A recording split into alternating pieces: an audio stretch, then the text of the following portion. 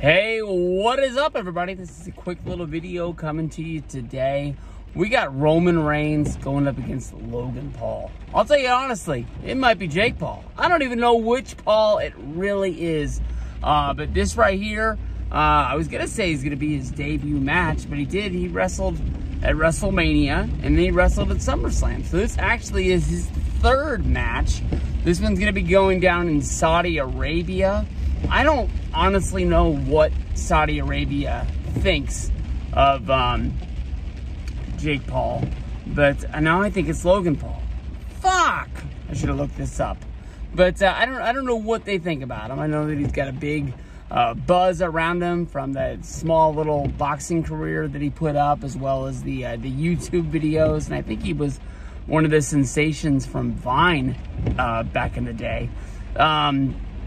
I'm guessing they're getting a match that they care about because of how much money is on the books between Saudi Arabia and WWE. It's one of the main reasons that WWE is such a profitable company, such a profitable stock, is because, you know, they have the huge rights deal with Fox USA, and then on top of that, they got this huge deal to go over there and put on these shows each and every year, and they know that they're going to get bad publicity from dealing with the Saudis, a lot like, you know, all the pro golfers that went over to do golf. But I watched a little bit of Raw last night. I ain't bragging about it, but I checked it out. I was watching a little wrestling.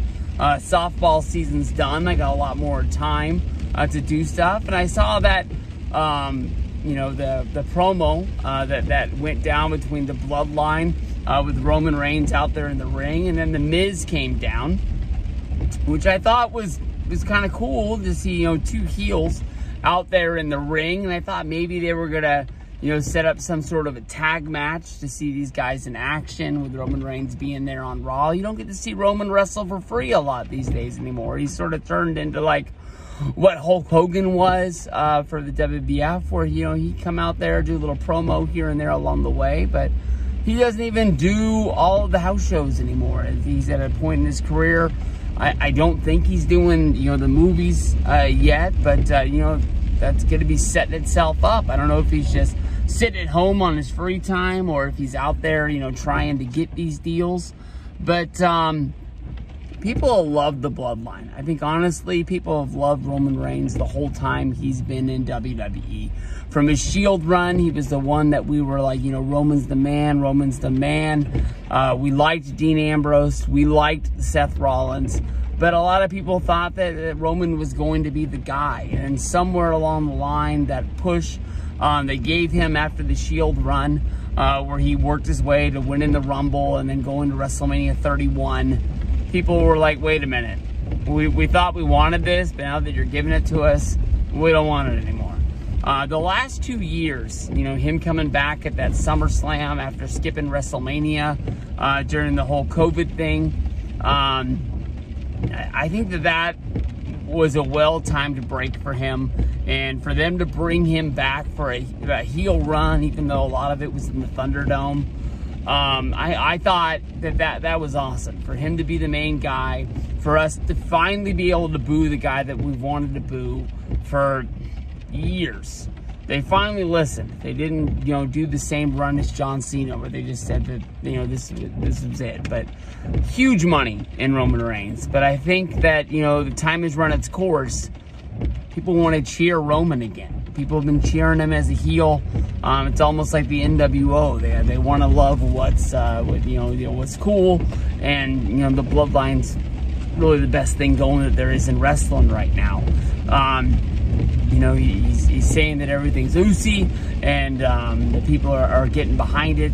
The Miz comes down, and the Miz just basically offers up, you know, you want to help me, and I'll help you. That way I take care of your problem, you take care of mine. The Miz was asking for help in a match against Ali. Come on, bro. Ali, the guy who wasn't able to get into the Elimination Chamber, that cried about losing his spot to Kofi Kingston years ago, the guy that, you know, packed his bags and went home because he really didn't like what they were doing with his character. I know that he had that Retribution run when he came back, and then he got hurt. it just didn't work, bro. It just didn't work. I know that he's a little bit better than what 205 Live was. I think he has a spot on the main roster. I love to cheer for a guy like Evan Bourne back in the day. The High Flyers, I think that he sees himself as like a championship guy. I just don't see it. That's just not what I look for in the world of professional wrestling. I don't think Ali's got that. But I think he's got this niche on his shoulder that he thinks he's better than where his spot is in WWE. And I give it to him. You got to believe in yourself to go out there. I think once you sort of give up on your role and you're just coming to work, clocking in, clocking out every day, I think a little bit of your, competitive spirit, you start to lose it, and you don't give as much when they finally do call your number, to the point where they think that you lost it and you're just riding out your last days until that release finally comes. So, the one thing I know about, I think it's cool that they're doing this match overseas where they want Paul to be the babyface. The only thing is that with WWE, almost no matter who it is, I've seen it with Snooki at WrestleMania 27. We saw it with the dude at that SummerSlam, the Arrow guy. Damn it, I forgot his name, and I just had it, and I thought it was a good reference. Anytime you see guys get in the ring that are celebrities that we're supposed to love, WWE doesn't normally get...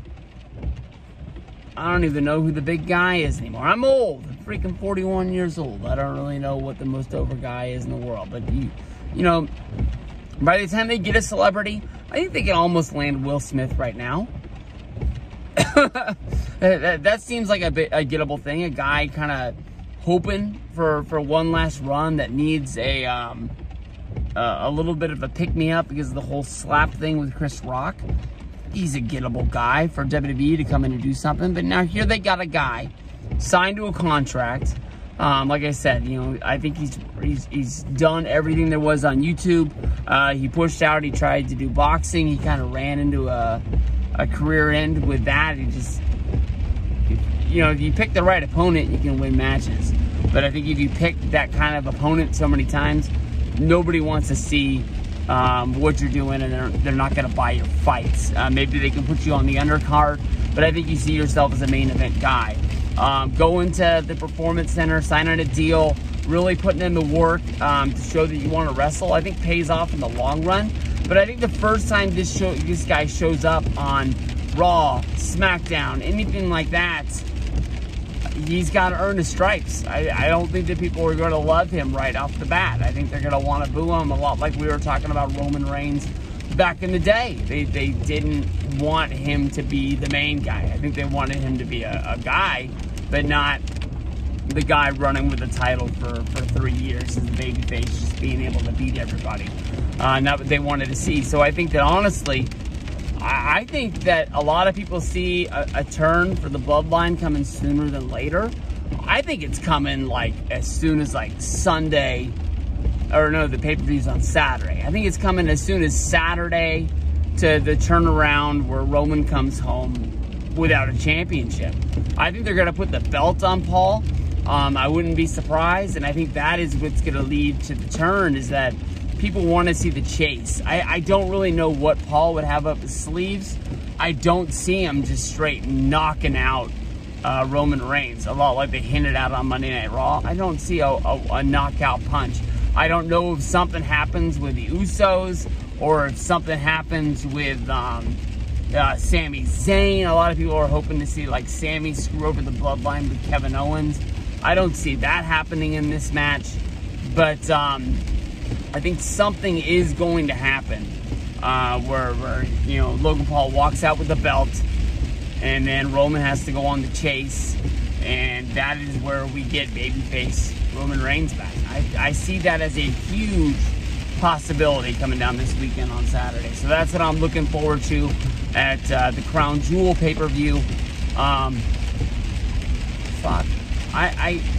If it's too early, I don't think I can do it. But I don't really think I got anything going on Saturday. This sounds like at least the main event. Something I want to see. Peace out, guys.